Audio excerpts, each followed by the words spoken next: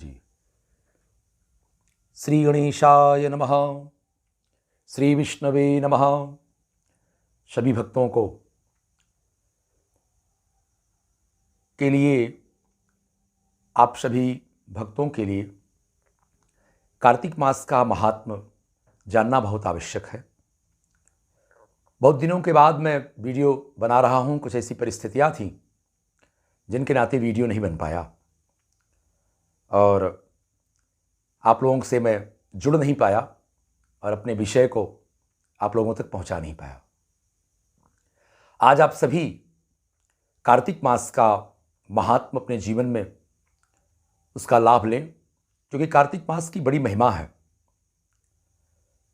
कार्तिक भगवान श्री नारायण का पवित्र मास है।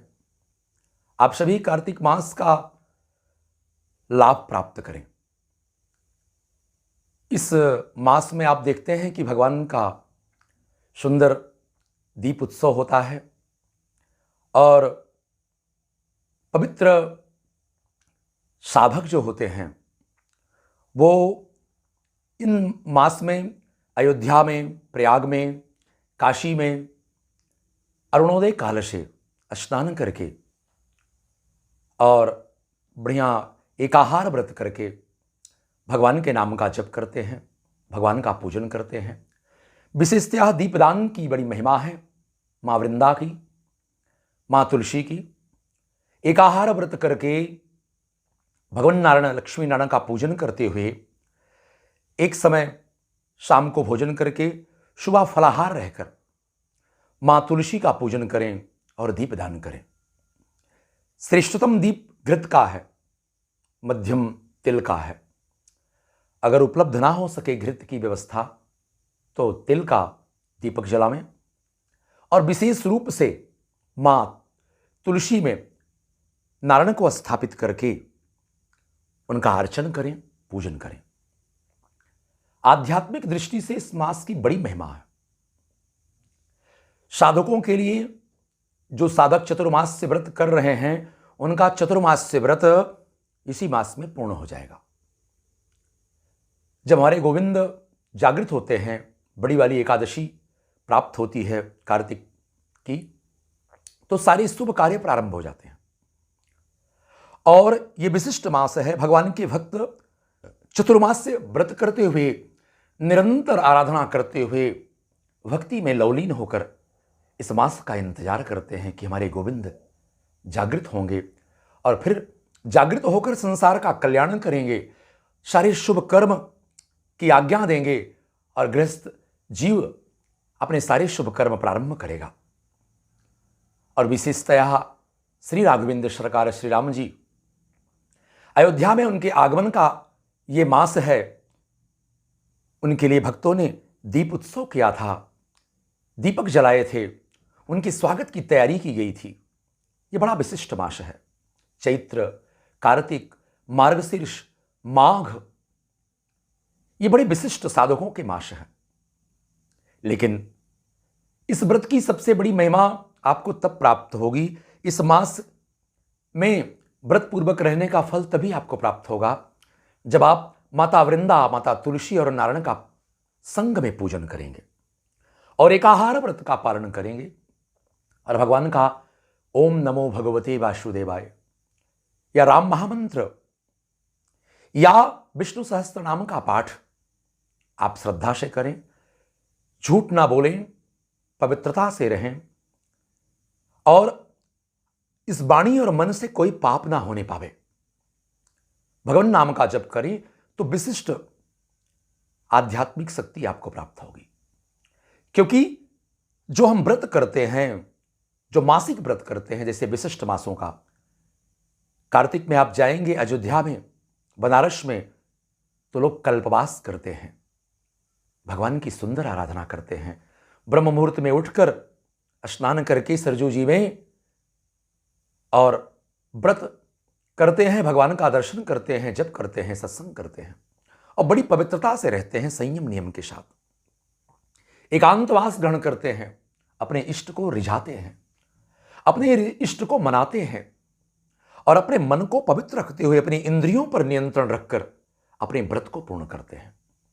ये साधकों के लिए, भक्तों के लिए साधना का मास है, जिसपे विशिष्ट आध्यात्मिक ऊर्जा जीव में संचित होती है और विशिष्ट शक्तियों को जीव प्राप्त करता है। उसकी जो तामसिक स्थिति है, 3 प्रकार की स्थितियां हैं, सात्विक, राजसिक, तामसिक। तो अभी हम तामसिक स्थिति में ही हैं, क्योंकि हम संसार में रहते हैं, विषयों में रहते हैं। अभी हम एक प्रकार से कहा जाए तो शूद्रवत स्थिति में ही हैं। अगर हमारी कामनाएं छूटे, हमारा व्रत श्रेष्ठता को प्राप्त हो, तो कार्तिक मास सफल होगा। विशिष्टया और भी विशिष्ट यह है कि रामचरितमानस का पाठ किया जावे, चाहे मास पारण का नियम हो, और साथ में सरकार के नाम का सुंदर ढंग से जप किया जावे। साधना करने से शक्ति बढ़ती है, सात्विक शक्तियां बढ़ती हैं, संसार के जो विषम जंजाल हैं, विषम स्थितियां हैं, वो दूर होती हैं और जन्म जन्मांतर का पुण्य प्राप्त होता है। इसलिए जीव को कार्तिक मास में पवित्रता के साथ मां वृंदा के सहित भगवान नारायण का पूजन करना चाहिए। इस मास की बड़ी महिमा है, शास्त्रों में बहुत कुछ वर्णित है। लेकिन आप जब तक व्रत और साधना नहीं करोगे, संयम नियम नहीं रखोगे और हृदय से भगवान की भक्ति नहीं करोगे, तो आपको वो फल प्राप्त नहीं होगा। आवश्यक है कि कार्तिक मास किया जावे, कार्तिक मास में दीपदान किया जावे, भगवान के नाम का जप किया जावे, पवित्रता से रहा जावे और भगवान के जागृत होने के समय तक, तुलसी विवाह तक बहुत सुंदर साधना करके फिर भगवान को साकार रूप से अपने सम्मुख रख के उनकी पूजा की जावे, तो दिव्य फल की अनुभूति होती है और दिव्य फल प्राप्त होता है। कार्तिक मास का फल प्राप्त होता है पूर्णिमा तक अच्छे ढंग से व्रत करके और भगवान की आराधना करके, ब्राह्मणों को भोजन करा के। जब की संख्या कुछ भी हो, 1.25 लाख हो, 2 लाख हो, 5 लाख हो, 10 लाख हो, जैसा मंत्र वैसे जब की संख्या अगर आप करें तो अपने जीवन को विशिष्ट आध्यात्मिक अनुभूति का आनंद प्राप्त करेंगे और विशिष्ट चीजें आपको प्राप्त होंगी। कार्तिक मास बहुत आवश्यक, बहुत ही विशिष्ट मास है। कृष्णाम रूपयन् भावम कार्तिकः ज्ञान उच्यते। युधिष्ठिर जी ने नारद जी से पूछा है कार्तिक मास की महिमा। मैंने बड़ी सरल विधि से आपको बताया कि संयम नियम आचार विचार के साथ सूर्योदय से पहले 1 घंटे पहले उठकर स्नान करके संध्या गायत्री करके इस व्रत को किया जावे और एकाहार व्रत करके भगवान की आराधना की जावे और संयम पूर्वक रहा जावे, तो बहुत बड़े पुण्य की प्राप्ति होगी। और आपको इन 12 मासों